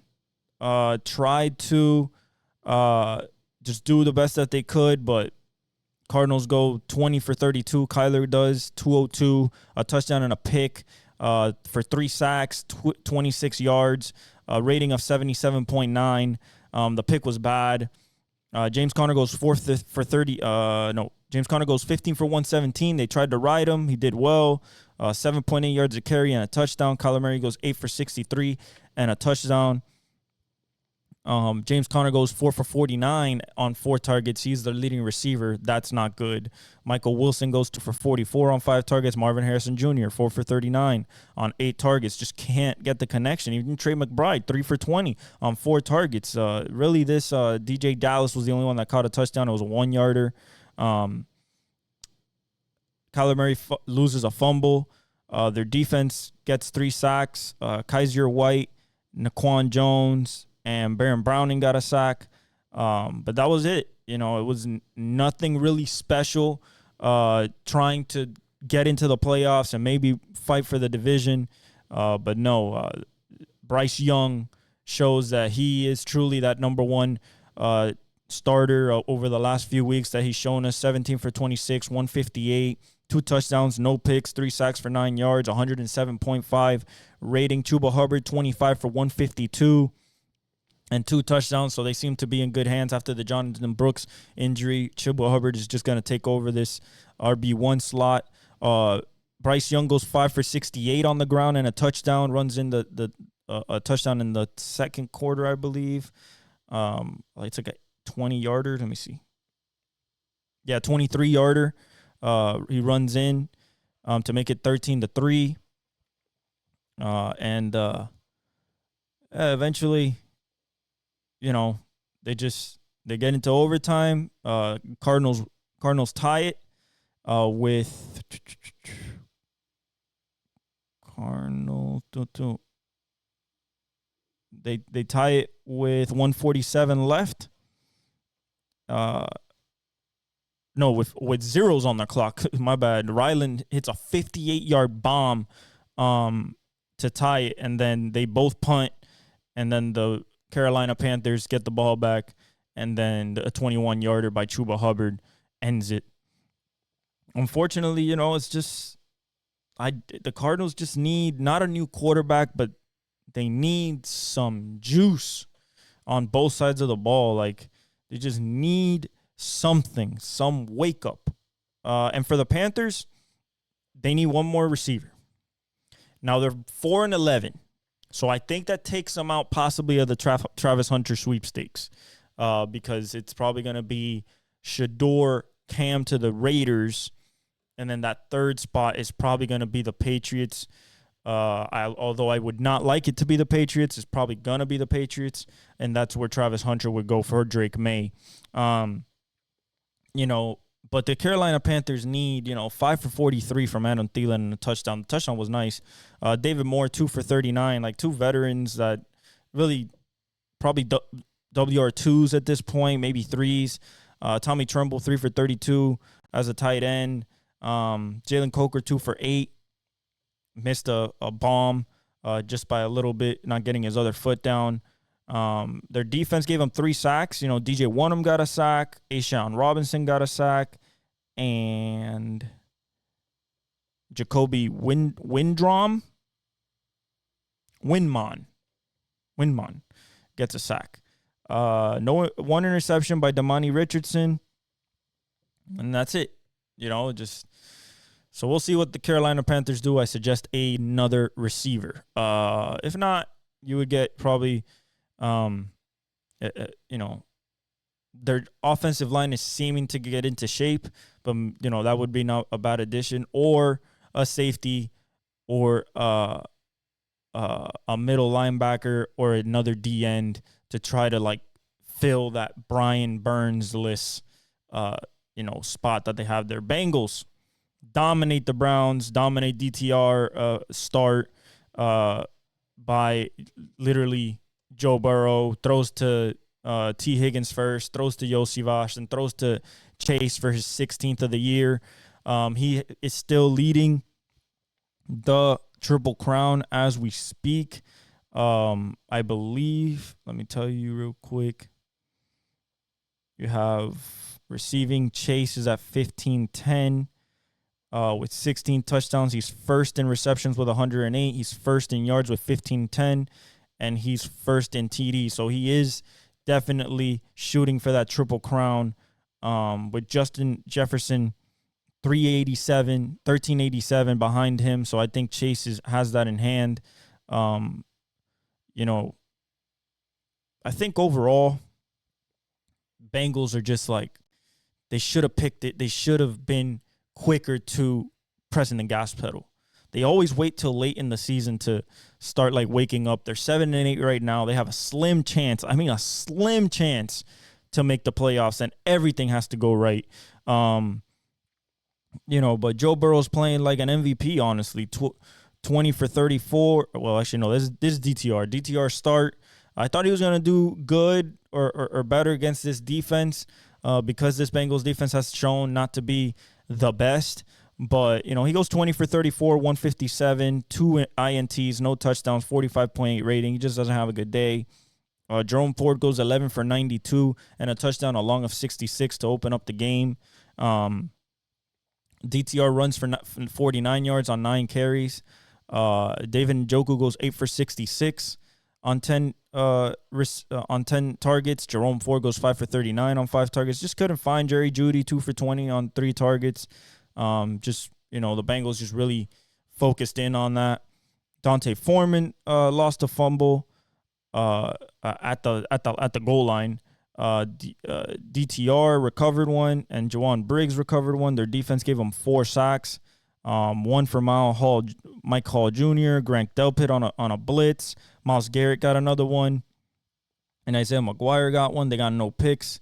As for the Bengals, they just dominated, man. They just dominated. Joe Burrow, 23 for 30, just really efficient, 252, 3 touchdowns, no picks. He becomes the first quarterback in NFL history, I believe, with over 250 yards in 5-game stretch, and 3 touchdowns with no picks.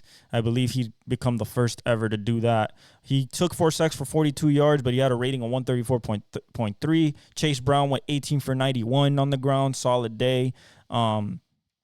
Jamar Chase went 6 for 97 and a touchdown of 32 yards on 8 targets. T. Higgins goes 8 for 58 and a touchdown on 11 targets. Yossi Vach goes 3 for 53 on 3 targets and a touchdown.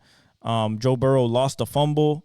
Von Bell recovered one. Their defense gave them 5 sacks, just really good production out of that defense. You have Joseph Asai with a sack, another sack for Trey Hendrickson leading the league. Chris Jenkins Jr. just showing that Michigan potential coming out of Michigan in his second year, I believe. If not, he's a rookie. Let me see real quick. He is, I think, in his second year. Or is he a rookie? Jesus Christ, this should be right here somewhere. Where? Guys, yes, he's a rookie. Sorry. I thought it would say it right here, years of service, but it doesn't. So he's just showing more promise as this defense needs to pick it up somehow. They cannot allow more points like they've been. McKinley Jackson got a sack as well. You got Geno Stone with a pick and Jordan Battle with a pick.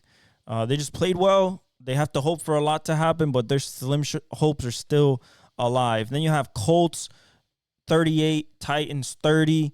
This was an AR5 and JT show as the Titans score first with 38-yarder from Mason Rudolph to Calvin Ridley, and it showed promise. But then you had AR5 with a 5-yard run, Jonathan Taylor with a 65-yard run, Matt Gay with a field goal, Josh Downs with a 27-yard pass. It was actually it was a 5-yard pass from AR. Josh Downs did everything else. Then Jonathan Taylor to open up the third quarter goes 70 yards, makes it 31-7. The game was over at this point. JT goes another yard, 38-7, and it's 38-7. And then Tajay Spears runs a 11-yarder in, 38-15. Start of the fourth quarter, Nick Brasiuk-Akine does his touchdown, 6-yard pass from Mason Rudolph, 38-22. And then Tajay Spears with 2:53 left scores a 2-yard rush. Chigakonko catches a 2-point conversion, makes it an 8-point game, but the Colts finish it off, keeping the ball and running out the clock. Mason Rudolph goes 23 for 34, 252, 2 touchdowns, 3 picks. 72.2 rating, 1 sack for 10 yards. Pollard goes 8 for 35. Tajay Spears goes 10 for 27. So they don't run for a lot, but they got 2 touchdowns out of them. 22 for 65, 3.5 yards a carry, 3.0 yards a carry, and 2 touchdowns. Just not doing much.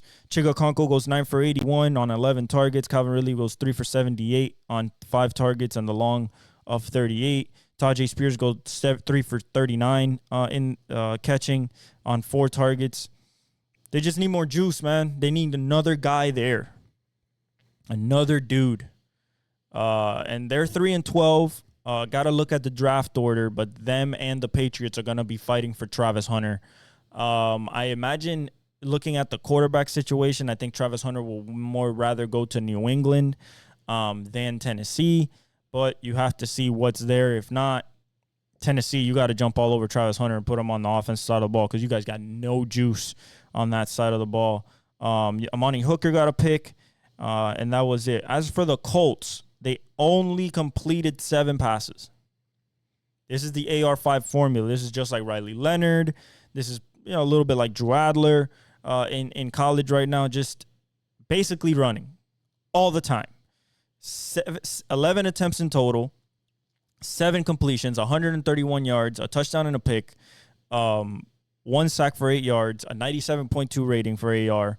Then you have Jonathan Taylor with a monster 21 carries, 218 yards, 7.5 yards a carry, 3 touchdowns, a long of 70, another one of 65. Just absolute domination from JT, exactly what we expect from him. And then 70 yards from AR5 on 9 carries and a touchdown. Josh Downs goes 3 for 61 and that touchdown and then on 4 targets, Adonai Mitchell catches the ball, 1 for 37, 1 for 36. Michael Pittman goes 2 for 19 on 3 targets. Like, it was just 7 catches for 131, 18.7 yards a reception, but 1 touchdown from that receiving crew. And then they went 50 carries for 335 yards, averaging 6.7 yards a carry as a team, and 4 touchdowns and a long of 70. I mean, they just dominated Tennessee up front. They got 1 sack from the defense by Kwity Paye. They got a Kenny Moore two Kenny Moore interceptions, and Samuel Womack III an interception. They just dominated, and then Tennessee tried to create a comeback, but it was too little, too late. Indiana keeps their hopes alive by the slimmest of margins, just like the Bengals, of making the playoffs. Lions-Bears. Jared Goff goes nuts again. 1 to Laporta on a Ben Johnson special fake fumble stumble play, getting Laporta open on the basically like a seam route or something like that, wide open. And then you get a Jamison Williams 82-yarder bomb by over Tyreek Stevenson's head by Jared Goff. And then you get a screen from Amon-Ra to seal it, to not basically seal it, but to basically end the game. 3 touchdowns. I mean, he went 23 for 32 being Goff, 336, 3 touchdowns, no picks, 1 sack for 7 yards, 137 passer rating.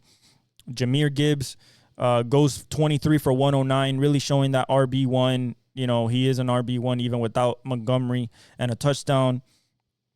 You got Jamison Williams with 5 receptions for 143 yards, the aforementioned 82-yarder touchdown on 7 targets. Amon-Ra went 8 for 70 and a touchdown on 8 targets.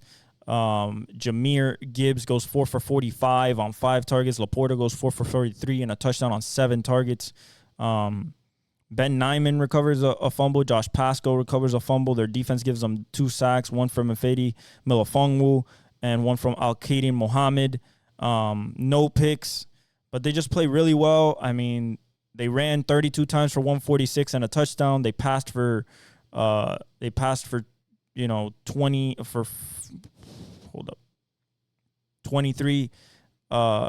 32 passes, 23 completions, 329, and 3 touchdowns. So they just played really well. They need one more win to lock up that number 1 seed and that bye and that home field advantage at Ford Field. No elements, no cold. You have to go division round in perfect conditions against that offense, and then you have to go NFC Championship potentially in Detroit. That's going to be crazy. Their 13th, their franchise breaking 13th win never happened in the Detroit franchise. And yeah, they're rolling right now, guys. They are rolling towards the playoffs right now. And as for the Bears, listen, I love Caleb. Caleb goes 26 for 40, 334, 2 touchdowns, no picks, 2 sacks for 11 yards, 107.7 rating. Plays well. Is the leading runner, which you don't want. 6 for 34 on 6 carries, and DeAndre Swift couldn't do anything. 9 for 22.2 yards a carry. They ran the ball 17 times for 59 yards as a team, 3.5 yards a carry. They threw the ball 40 times. Keenan Allen goes 9 for 41 and a touchdown. Roma Dunze goes 4 for 77 on 7 targets. Keenan on 13 targets. And DJ Moore 7 for 68 on 10 targets. So really good distribution by Caleb of that core. Cole Kmet goes 2 for 9 and caught one of the touchdowns. Caught the other touchdown. Caleb Williams fumbled twice, lost one. Roma Dunze fumbled another, lost it. And DJ Moore recovered a fumble. Their defense only gave him 1 sack, that coming from Zach Pickens, and no interceptions. Just 4-11. Need offensive line. Offensive line. That's what they need. Offensive line. Their defense could get better. They have people to get better. Jalen Johnson played pretty well. So did Tyreek Stevenson, although like he allowed the super bomb by J-Mo.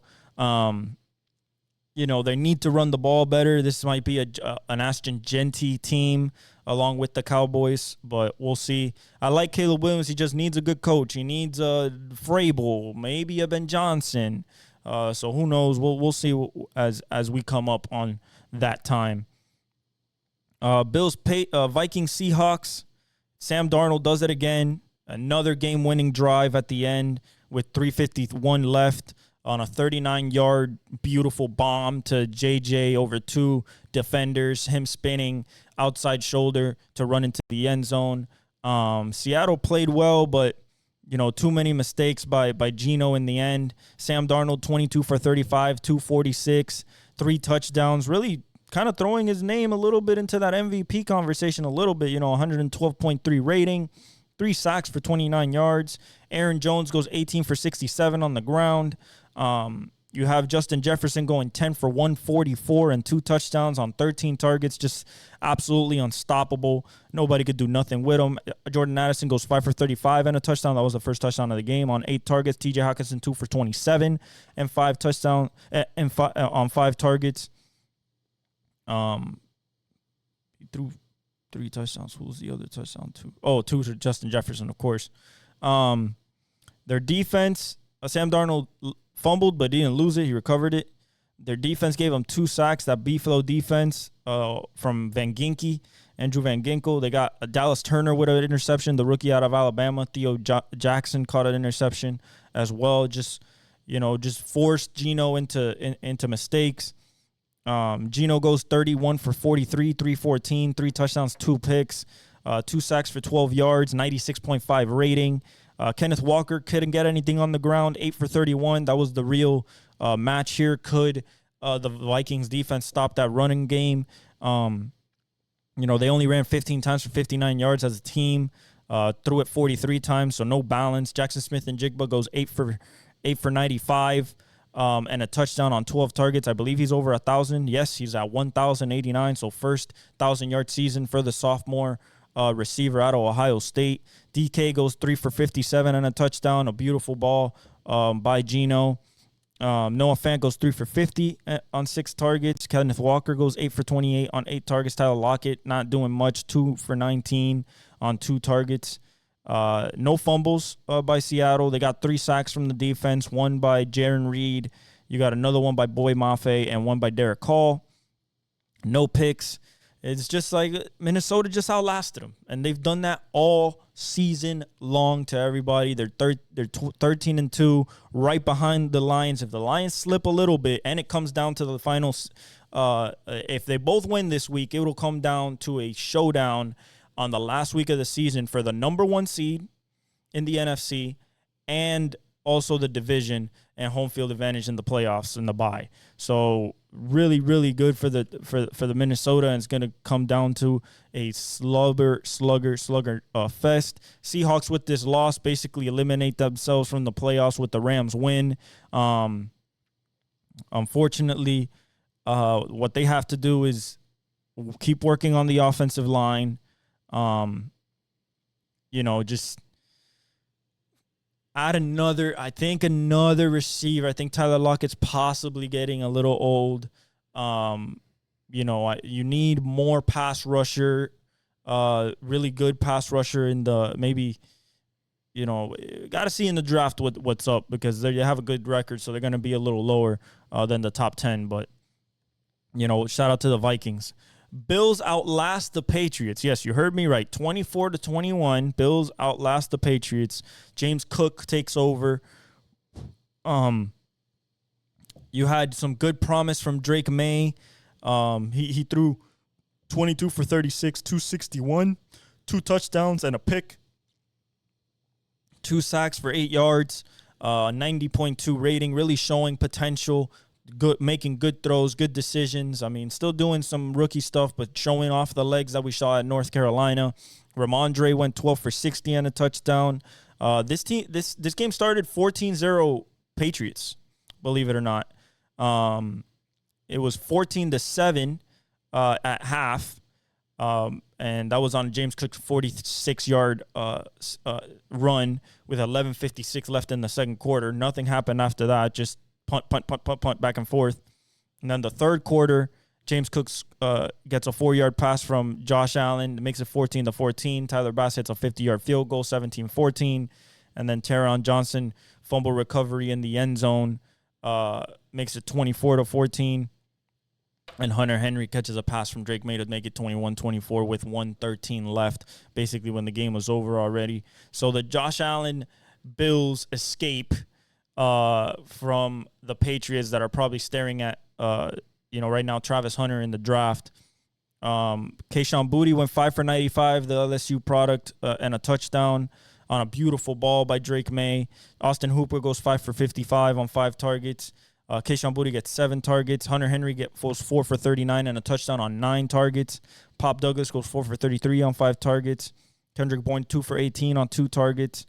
Drake May fumbles twice, loses 1. Antonio Gibson fumbles as well. He recovered it. They got 1 sack from Jeremiah Farms Jr. They got Marte Mapu with a pick, but that was pretty much it. Once the Bills started figuring out the run game, 16 for 29 for Josh Allen, so not MVP-like numbers compared to what Lamar did this week. 1 touchdown, 1 pick, a sack for 2 yards, 67.3 rating. James Cook goes 11 for 100 and a touchdown, that being a 46-yarder. Ty Johnson goes 6 for 30. They run the ball 28 times for 172 as a team and 6.1 yards a carry. Threw it 21 times, so to 29 times, so really good balance.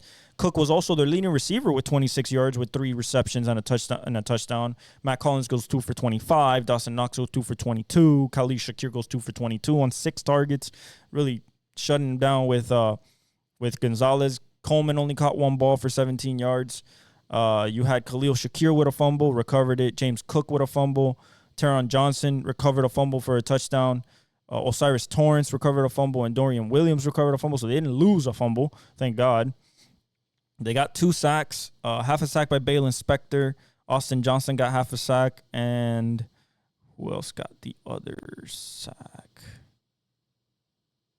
Half a sack is 1. So somebody else got 1.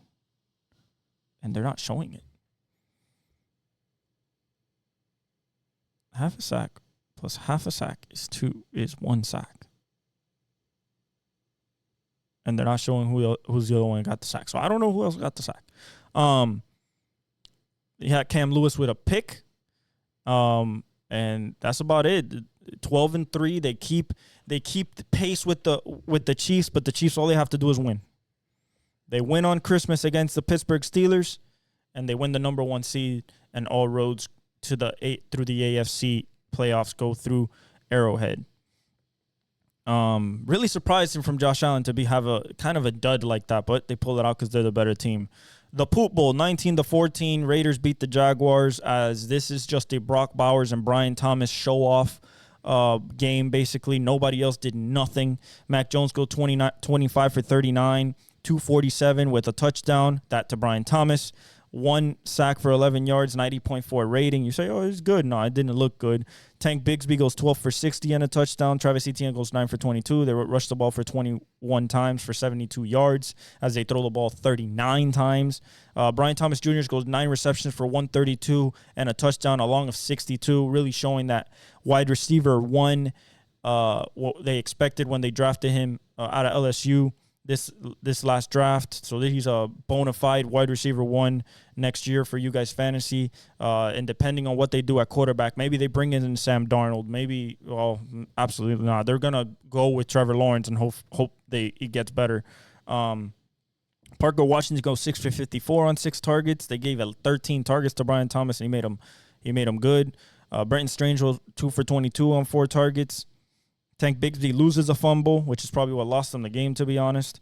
Brenton Strange fumbles and loses it, and Devin Duvernay fumbled, but he recovered it. Their defense gave them 2 sacks, one by Mason Smith, the kid from Michigan, and Eric Armstead.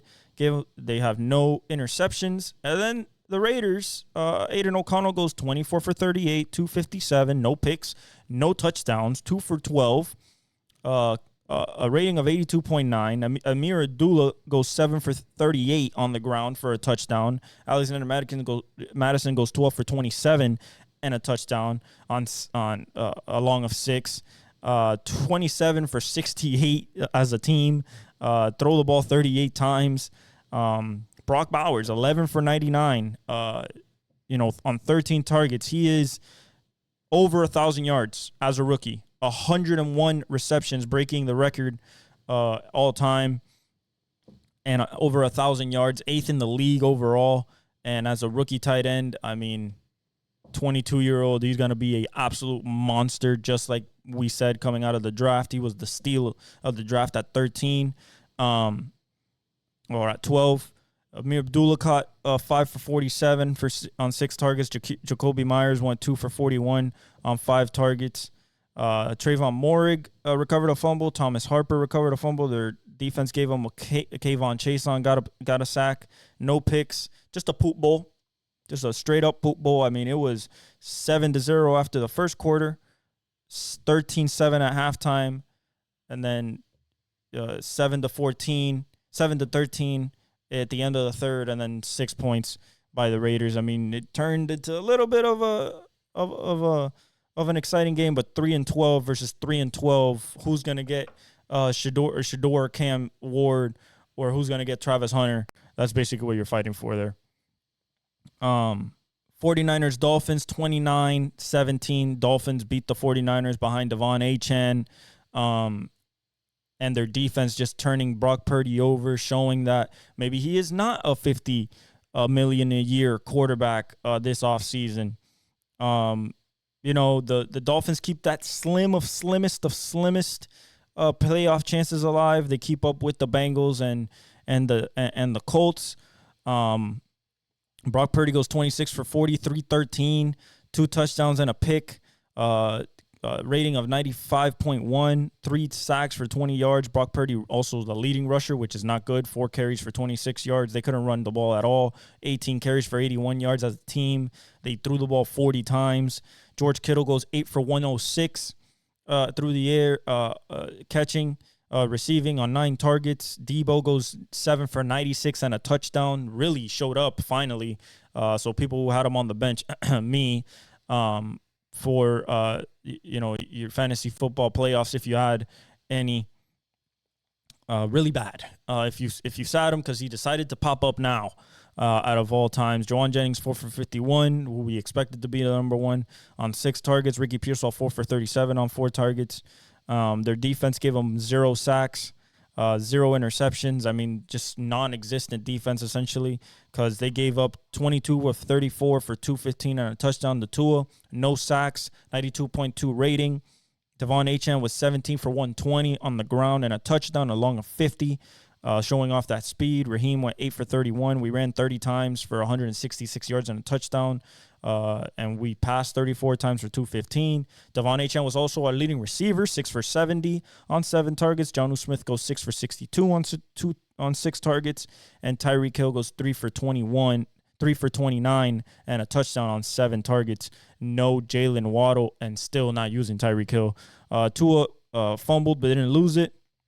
We got 3 sacks from the defense, 1 by Jordan Brooks, 1 by Zach Sealer, and 1 by Chop Robinson, just showing that first, he has 6 sacks right now, 13 solo tackles. really showing at 21 years old as a rookie that he has a bright future in this league. We got one interception by Kader Kohu that put the game away at the end. And that was it, guys. I mean, it wasn't really that exciting. I mean, you had field goal, 3-0. And Debo, 16-yard pass, 7-3. And halftime, it was 10-13 after a Tyreek Hill 3-yard pass from Tua. Then you had third quarter, 2 field goals by Jason Saunders. So that's 19-10. And then Eric Salbert, 2-yard pass from Brock Purdy. Jason Sanders, another field goal, and Devon Achane with the 50-yard run to put it away, and then the pick. So that was it. We keep our slimmest of chances up. I think 49ers have to get back Brandon Ayuk, have to get back Trent Williams, or they're going to do something at left tackle. Trent Williams might be a little long in the tooth. They have to figure out this defense again. They're just giving up too much. Fred Warner, no Dre Greenlaw. Again, he got hurt this game. So he wasn't good to go the rest of the game. But he's really important back there. Maybe another shutdown corner to put next to Charvarius Ward. But yeah, it's going to be some soul searching this offseason for the 49ers. Buccaneers lose to the Cowboys after the Cowboys get eliminated earlier in the day. And then give up. Tampa Bay basically gives up took control of their own destiny and giving it back to Atlanta in the NFC South. Baker Mayfield goes 31 for 43, 2 touchdowns and a pick, four sacks for 27 yards, 97.3 rating. Bucky Irving goes 16 for 68 and a touchdown. Baker goes 3 for 42 on the ground. 23 carries for 134 yards as a team and a touchdown, 43 passes. Mike Evans goes 5 for 69, so he has to do more. He's at 818, so he has to average, I think, like 120-something, 130-something over the last 2 games to get to that 11th straight 1,000-yard season.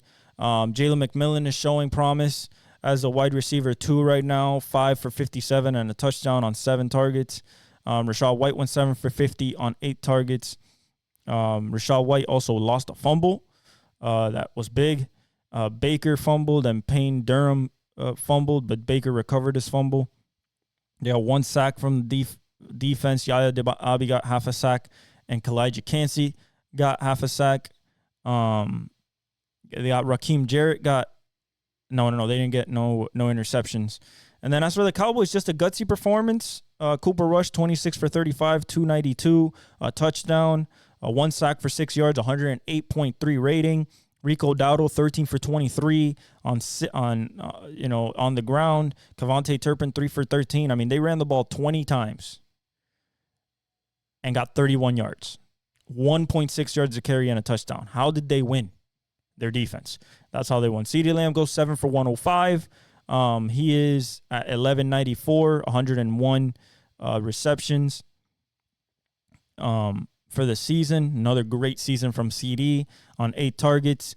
Brandon Cooks goes 3 for 48 on 3 targets. Flournoy, the rookie, goes 3 for 41 on 3 targets. Jake Ferguson goes 6 for 40 on 9 targets. Rico Dowdle, possible RB1, but I think they're going to look at Ashton Genty and possibly pull the trigger on him. In the draft, Ron Bland recovered a fumble. Their defense gave them 4 sacks. Chauncey Goldson got a sack. Michael Parsons got a sack. Donovan Wilson got a sack on a blitz. And Linval Joseph got a sack up the middle. Jordan Lewis got a pick. And they just played hard and basically told Tampa Bay, we're playing spoiler. And now Tampa Bay's in a tough spot to get into the NFC playoff. And then finally, the absolute ass-kicking that was yesterday, 34-0. We're not going to talk too much about this. The Packers just destroy the Saints, looking menacing going into the final 2 weeks of the season, into the playoffs. You got Dontavian Wicks with a 2-yard catch from Jordan Love. And then you had Chris Brooks ran it in. Josh Jacobs ran it in for 2 yards. Chris Brooks ran it in for 1 yard. And Emmanuel Wilson, 241 left, ran it in for 1 yard. So it was just run all game, essentially. As for the Saints, Spencer Rattler, 15 for 30, 153, no touchdowns and a pick, three sacks for 24 yards, 51.1 rating. He was also the leading pass rusher with no Alvin Kamara, 5 for 28. They ran the ball 20 times for 67 yards, just not good. Foster Moreau was the leading receiver, 2 for 33 on 3 targets. He tried to go to Dante Pettis 7 times, only got 2 for 31 out of it. Juwan Johnson with 2 for 27 on 2 targets. I mean, there's just nothing at all offensively. Spencer Rattler lost a fumble. Kevin Austin fumbled, but he didn't lose it. No sacks from their defense, no picks, just absolutely nothing from the Saints. They have to blow this up. They're 5-10. They need a quarterback. Are they a type of team to maybe look at a Quinn Ewers? I'm not sure. Definitely at Sam Darnold, they'll probably look at, or they keep Derek Carr. We'll see. We'll see what they do. Maybe they try to trade up. Who knows? As for the Packers, just looking really sharp. Jordan Love, 18 for 28, 182 and a touchdown. No sacks, 87.7 rating.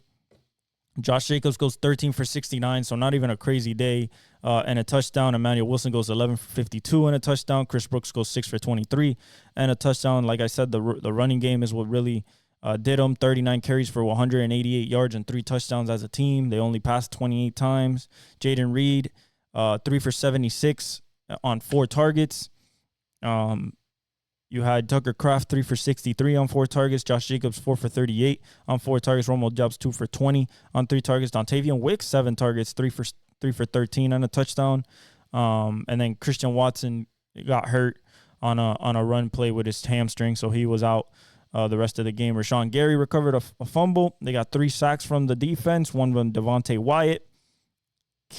Kayshawn Nixon coming off on a blitz, and Brenton Cox Jr. Zane Anderson caught a pick, and just 34-0 in Lambeau. Cole just destroyed him. Just absolutely destroyed him.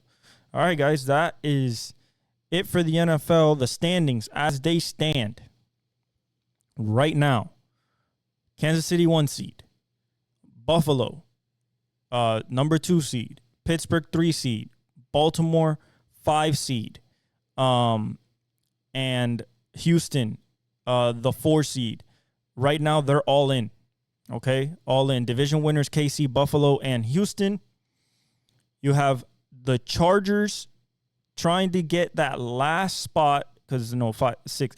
So the Chargers in Denver are 9-6 with Indiana, Miami, and Cincinnati at 7-8. They need both of them to lose the last 2 games. If Denver or the Chargers win this next week, they're in, and the playoffs are locked in for the AFC. It was going to be Chargers, Denver, those last 2 spots. In the NFC, you have Detroit, playoff berth, Minnesota, playoff berth, Philadelphia, playoff berth, and Green Bay with this last win, playoff berth. Now, you have Detroit at the 1 seed currently. Minnesota's the 5 seed, but they're 13-2, and if Detroit slips or they beat them in Week 18, they get the number 1 seed and the bye through the playoffs and the division as well. Philly's the 2 seed at 12-3, so they're right there lurking. Green Bay is the 6 seed at 11-4, but they're already in. And then Washington, the Rams, Atlanta, Tampa Bay, and Seattle are fighting for those last 3 spots. Of course, the Washington and Washington, Atlanta, Detroit, and Minnesota are fighting for the division, as well as Green Bay. Everybody's fighting for the division. Nobody's clinched anything. They just 4 teams with playoff berths. Washington could get in if they win. The Rams, I believe, could lock up the NFC, the NFC West with a win. Atlanta could lock in the NFC South with a win and a Tampa Bay loss. And then, Seattle's almost out of it, 8-7, but they need the Rams to lose to them jump up, and, the Rams still have the tiebreaker. But yeah, that's the stats as they stand. Joe Burrow's at 4,229, really, really close to that 5,000 passing yard season. Actually, no, he needs 800. What am I talking about? He needs like 800 something yards, close to a 4,500. If he adds 300 next game, he'd be at 529. If he adds 300 plus, he'd be at 529. Then he has to go bonkers the last game of the season, try to get 5,000. I don't think it's going to be a 5,000 yard passer this year, but it's Burrow, Goff, Geno, Baker, and Lamar at 37.87. Saquon is at 18.38 on the ground. Derek is at 16.36. Kyren Williams at 12.43. Josh Jacobs at 12.16. And Bijan at 11.96. Jamar's at 15.10 receiving. JJ is at 13.87. CD's at 1,194. Amon-Ra's at 1,126. And JSN 1,089. Zaire Franklin's leading the league in tackles. Budda Baker's second. Zach Bond is third. Henley, and then Sherwood. You have Trey Hendrickson with 13.5 sacks, leading Daniil Hunter by 1.5. Myles Garrett's at 12. TJ Watt's at 11.5. And Nick Bonito's at 11.5.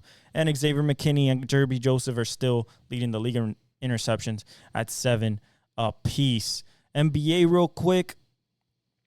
You have Cleveland number 1, 3.5 games above Boston, so a little bit of separation there between 1 and 2. You have the Knicks 3 behind Boston and 6.5 behind Cleveland. Orlando 7.5 behind number 1. Even with Jalen Suggs hurt, Paolo hurt, Franz hurt, and Mo Wagner now hurt, still in the 4th seed, still keeping up. Milwaukee's at 9 back in the 5th seed. Miami's at 10.5 back in the 6th. Atlanta's at 11 back. Indiana's at 11 back. Chicago's at 13 back, and Detroit's at 13 back. Brooklyn's at 14.5. Philly's at 14.5. And then everybody else, I think, is Charlotte is gone, basically 18.5 back. Toronto, I think it's gone at 19 back, and of course Washington's gone as well. Western Conference a little bit closer, even though there's the same amount of difference between 1 and 2.